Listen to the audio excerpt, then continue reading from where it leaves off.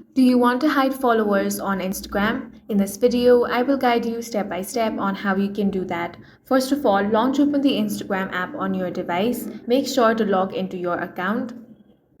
Now tap on the profile icon at the bottom right corner of your screen. From here, tap on the three lines at the top right corner. This will take you to settings and activity. Here, scroll down. Find the option of account privacy and select that. Now toggle on the option of private account. Now go ahead and tap on switch to private.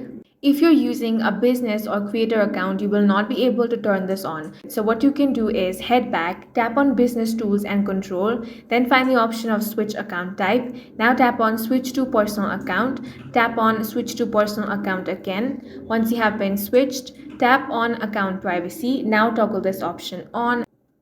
Once your account has been turned into a private profile, it is going to hide your followers. And that's all for this video. If you found it useful, make sure to hit the like button and subscribe for more videos like this.